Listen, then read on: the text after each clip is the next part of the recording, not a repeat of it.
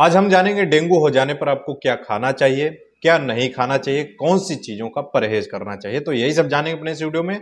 तो वीडियो को पूरा देखें। जैसा कि आप सभी लोग जानते हैं, डेंगू मच्छरों के द्वारा फैलने वाली बीमारी है, जो मादा मच्छर होते हैं जिनको मादा एडीज बोलते हैं।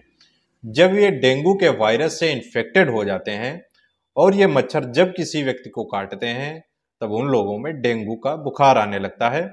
ये एक वायरल फीवर होता है जो 5 से 7 दिनों तक रहता है या फिर इससे ज्यादा भी रह सकता है। जब किसी को डेंगू का इन्फेक्शन हो जाता है तो उसमें कुछ सिम्टम्स दिखाई देते हैं।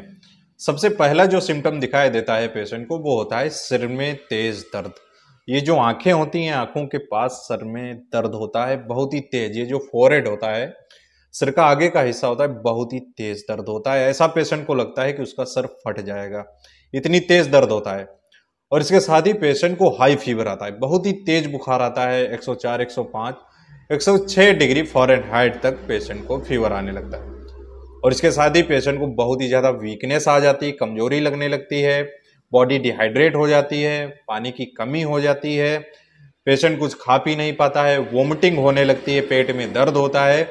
आप डेंगू के पेशेंट को देखेंगे, उसकी स्किन पर चकत्ते आ जाते हैं, लाल लाल, या फिर रेडनेस आ जाती है, दाने जैसे भी स्किन पे आ जाते हैं।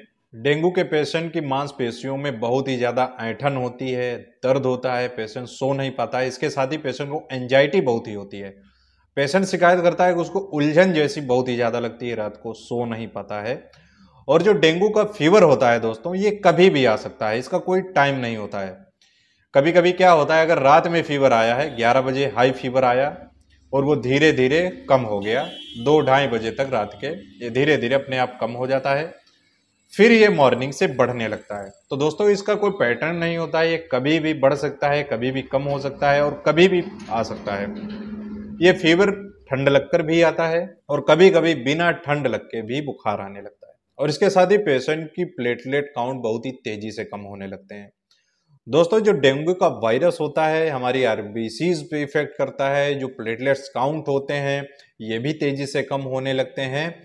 जब ये प्लेटलेट काउंट बहुत ही ज़्यादा कम हो जाते हैं तो पेशेंट को काफ़ी प्रॉब्लम होने लगती है। जैसे कि अगर 20,000 से कम प्लेटलेट काउंट आ गए हैं तो कभी कभी ज़रूरत पड़ती है पेशेंट को प्लेटलेट चढ़ानी भी पड़ती है। अगर 10,000, 15,000 तक हैं तो ब्लीडिंग होने का खतरा रहता है। इसीलिए पेशेंट को बचाने के लिए प्लेटलेट ट्रांसफ्यूजन की जरूरत पड़ती है या फिर होल ब्लड भी पेशेंट को चढ़ाया जाता है अगर हीमोग्लोबिन कम हो गया है। डेंगू बुखार में जो सबसे ज्यादा खतरा रहता है वो होता है प्लेटलेट काउंट का। तो अपने इस वीडियो में यही जानेंगे, अगर प्लेटलेट काउंट कम हो गए हैं तो उनको तेजी से बढ़ाने के लिए आपको क्या खाना चाहिए और क्या नहीं खाना चाहिए। तो सबसे पहले बात करेंगे डेंगू फीवर हो जाने पर आपको क्या खाना चाहिए, कौन सी चीजों का सेवन करना चाहिए। दोस्तों, आपको ऐसी चीजों का सेवन करना है जिनमें भरपूर मात्रा में फाइबर होता है, विटामिन सी होता है, मिनरल्स होते हैं, इसके साथ ही विटामिन ए होता है। दोस्तों, ये चीजें जो होती हैं खट्टे फलों में मौजूद होती हैं, जैसे कि संतरा, कीवी फल आता है, इसमें भरपूर मात्रा में विटामिन सी होता है जो प्लेटलेट काउंट बढ़ाने में मदद करता है। और इसके साथ ही अनार ले सकते हैं, मौसमी का जूस ले सकते हैं, आपको रेगुलर सेब लेना चाहिए और बनानास यानी कि जो केले होते हैं, केले का भी सेवन करना चाहिए। तो फ्रूट ज़्यादा से ज़्यादा मात्रा में लेना है और भरपूर मात्रा में आपको फ्रूट्स लेने हैं, यानी कि जो ओरल फ्रूट्स होते हैं वो ज़्यादा से ज़्यादा लेने हैं। आप फ्रूट जूस ले सकते हैं, वेजिटेबल जूस ले सकते हैं और इसके साथ ही आपको हरी सब्जियां ज़्यादा लेनी चाहिए। हरी सब्जियों में भरपूर मात्रा में फाइबर होता है, विटामिन होते हैं, आयरन होता है, तो इसीलिए आपको हरी सब्जियां ज़्यादा से ज़्यादा लेनी चाहिए। बॉडी को हाइड्रेट रखने के लिए आपको इलेक्ट्रॉल का पानी पीना चाहिए, ओआरएस का पानी पीना चाहिए। अगर आप मुंह से कुछ खा पी नहीं पा रहे हैं तो बॉडी आपकी डिहाइड्रेट हो सकती है, बीपी लो हो सकता है और आपको हॉस्पिटल में एडमिट कराने की कंडीशन हो सकती है, आपको हॉस्पिटल शिफ्ट होना पड़ सकता है। तो हॉस्पिटल में जरूरत क्यों पड़ती है, जब पेशेंट कुछ खा पी नहीं पाता है, बीपी लो हो रहा है या फिर पेशेंट को बहुत ही ज्यादा वीकनेस आ रही है, वोमिटिंग लगातार हो रही है, तो इस कंडीशन में वो कितना भी जूस पी ले, फ्रूट्स खा ले, उस पर कोई इफेक्ट नहीं करेगा, क्योंकि वो जो कुछ भी खाएगा वो सब उल्टी हो जाएगा। इसीलिए ऐसे पेशेंट्स को हॉस्पिटल एडमिट करा दिया जाता है।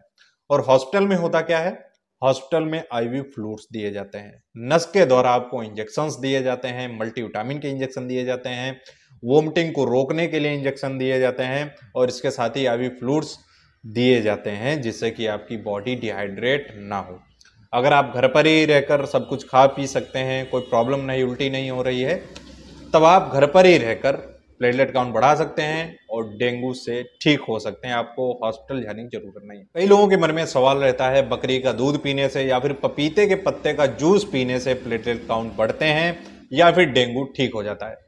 दोस्तों, ये एक तरह से मिथ है। पपीते के पत्ते का जूस पीने से और बकरी का दूध पीने से डेंगू ठीक नहीं होता है, लेकिन ये डेंगू के बुखार में हमारी इम्यूनिटी को बूस्ट करते हैं और बीमारी से लड़ने की जो क्षमता होती है उसको बढ़ा देते हैं, तो इससे प्लेटलेट काउंट बढ़ने लगते हैं।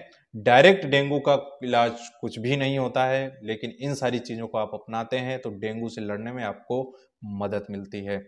तो अब जान लेते हैं आपको डेंगू हो जाने पर क्या नहीं खाना चाहिए।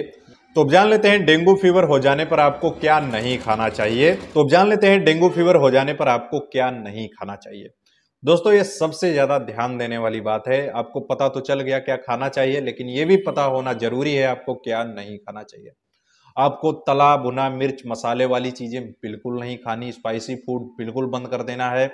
बाहर की चीजें जैसा कि फास्ट फूड, जंक फूड, इनको नहीं खाना है।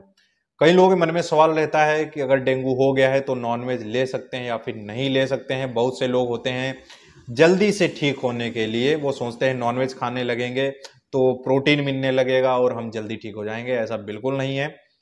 अगर आप नॉनवेज खाएंगे आपकी बॉडी को ज्यादा मेहनत करनी पड़ेगी, आपको इंडाइजेशन की प्रॉब्लम हो सकती, पेट में दर्द हो सकता है ज्यादा स्पाइसी खाने से या फिर मीट वगैरह लेने से आपका डाइजेशन सही नहीं रहेगा तो वोमिटिंग भी हो सकती है। तो इसलिए आपको स्टार्टिंग में कम से कम डेंगू अगर आपको हो गया है 2 से 2.5 हफ्ते तक आपको नॉनवेज नहीं खाना है। 1.5 से 2 हफ्ते तक तो बिल्कुल नहीं खाना है।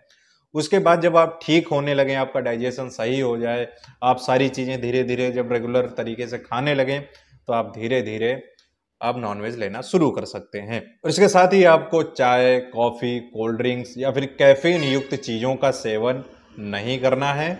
अगर आप कार्बोनेटेड ड्रिंक्स लेते हैं, चाय कॉफी लेते हैं, तो आपको डिहाइड्रेशन होने की संभावना ज्यादा रहती है और आपको भूख भी नहीं लगती है इन सारी सब चीजों को लेने से। तो डेंगू से जल्दी ठीक होने के लिए और डेंगू से जल्दी रिकवर होने के लिए आपको इन सारी चीजों का जरूर ध्यान रखना चाहिए कि आपको क्या खाना है, क्या नहीं खाना है। अगर आपको डेंगू से रिलेटेड कोई भी डाउट है, आपको समझ में नहीं आ रहा है कौन सी चीज खाएं, कौन सी चीज ना खाएं, कई लोगों मन में सवाल रहता है चावल खाएं या ना खाएं, अंडे खाएं या फिर ना खाएं, फिश खाएं या फिर ना खाएं, तो इन सारे सवालों का जवाब मैं दे दूंगा आपको, कमेंट करके आप बता सकते हैं। तो दोस्तों, आज के लिए इतना ही, मिलते हैं नेक्स्ट वीडियो पे। आज छोटा सा वीडियो था, सोचा आपको बता दूं कि डेंगू में क्या खाना चाहिए, क्या नहीं खाना चाहिए। अगर आप इससे रिलेटेड और भी ज्यादा जानकारी चाहते हैं, किसी और बीमारी के बारे में जानना चाहते हैं, किसी और मेडिसिन के बारे में जानना चाहते हैं, तो इंस्टाग्राम पे मुझे मैसेज कर सकते हैं और मुझे फॉलो कर सकते हैं और कमेंट तो आप जरूर करिए। आई होप दोस्तों आपको वीडियो पसंद आया हो तो इस वीडियो को लाइक करें, चैनल पर नए सब्सक्राइब जरूर कर लें, बेल आइकन को भी प्रेस कर लें जिससे कैसे इन्फॉर्मेटिव वीडियोस आपको हमेशा मिलते रहेंगे।